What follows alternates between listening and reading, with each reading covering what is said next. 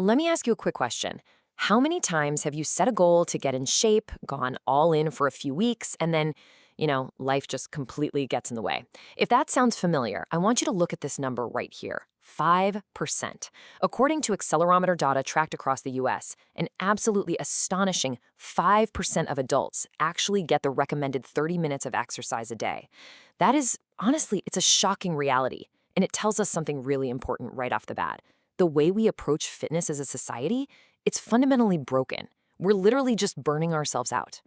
So, welcome to this explainer. Today, we are going to completely dismantle the guilt and the shame that surrounds working out. Our core mission here is to walk through the chronological life cycle of an exerciser. We're going to look at the exact behavioral science and the psychology you need to build a sustainable, lifelong fitness habit. We are definitely not talking about quick fixes here. We're talking about rewiring your brain for long-term success. Here is our roadmap for today. First, we'll look at the exercise dropout epidemic. Second, finding your real motivation. Third, strategies for habit formation. Fourth, the power of consistency. And finally, recovery and sustainable fitness. Let's dive in. Section 1, the exercise dropout epidemic. I want to start by just totally validating any past struggles you've had with keeping a routine. Honestly, failing to stick with a workout plan is not a moral failing on your part. It's practically a statistical norm. To ground this in some hard data, research shows that up to 65% of people who start a new exercise routine are going to drop out within 3 to 6 months. One study even found that about 1 in 2 people actually exercise less after just their first month of a gym membership. Crazy, right? So if you've hit that 3-month wall before, you're just experiencing a really well-documented psychological and behavioral barrier. We always start with the best intentions, but without the right framework, those intentions just kind of evaporate. To fix this whole cycle, let's make sure we defined our terms early on. Like, what are we actually talking about when we say working out? There's a crucial difference here. Physical activity is simply any body movement made by your skeletal muscles that uses energy. Taking the stairs, carrying your groceries, sweeping the floor. But exercise is distinct. It's planned, it's structured, and it's repetitive movement done specifically to improve or maintain physical fitness. Now, both are absolutely incredibly important for your health, but today we're focusing on how to make that planned, structured part, the exercise, a permanent fixture in your life. Moving on to Section 2, finding your real motivation. Getting off the couch isn't really a problem of muscle, it's a problem of the mind. And that means we need to reframe our past failures as learning opportunities. Look at the difference here. On one side, we have extrinsic motivation. This is working out because of guilt, shame, or chasing some distant future reward, like a number on a scale.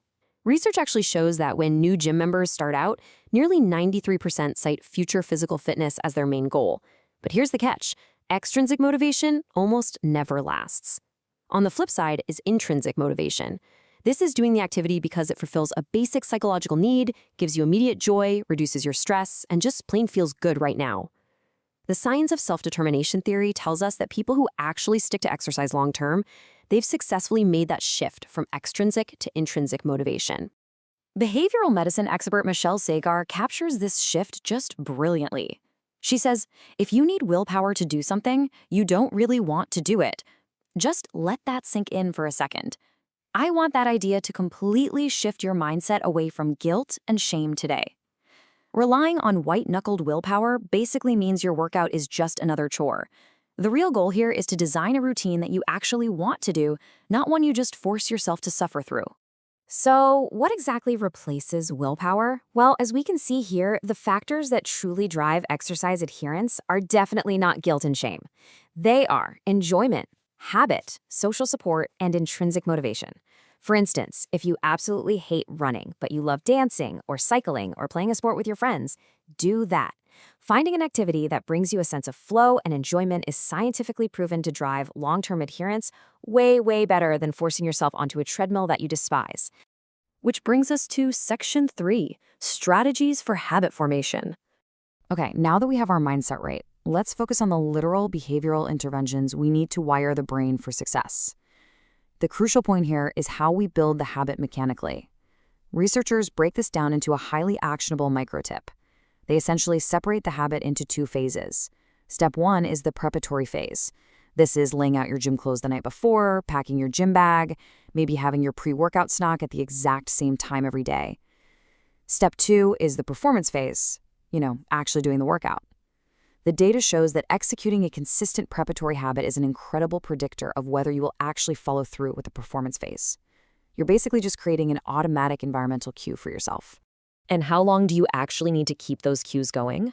Well, a pivotal study tracking new gym members found that it takes about 6 weeks of exercising a minimum of 4 times a week to make the behavior truly automatic.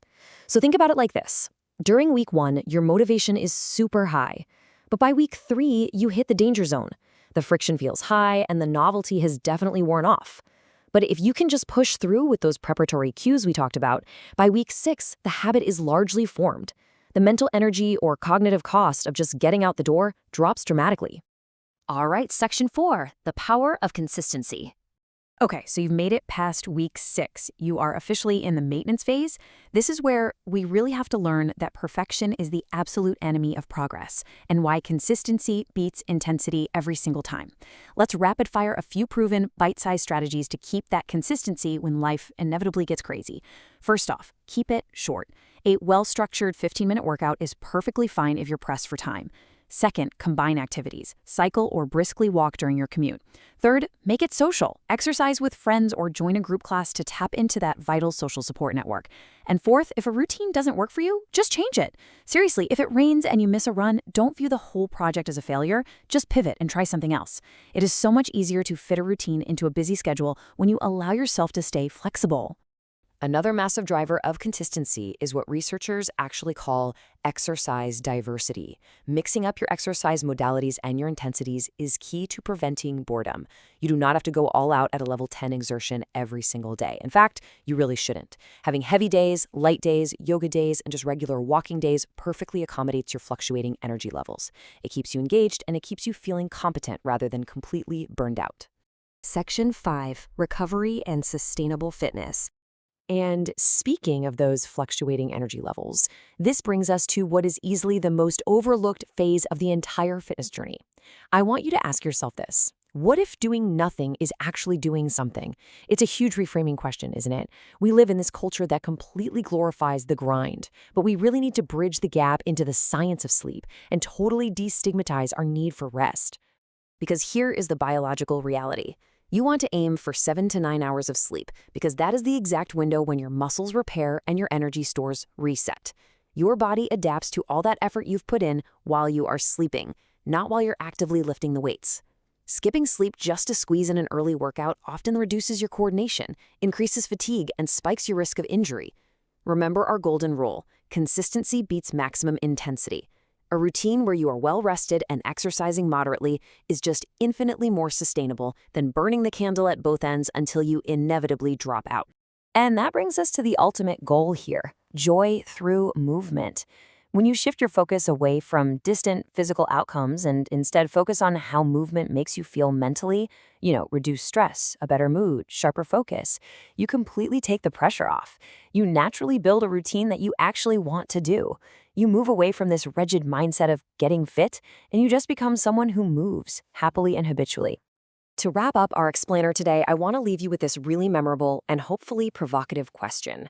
Will your next workout be a punishment or a reward? If it feels like a punishment right now, remember what we've talked about. Drop the guilt, find an activity you genuinely enjoy, start small, build up those preparatory habits, prioritize your sleep, and focus on the immediate joy it brings you.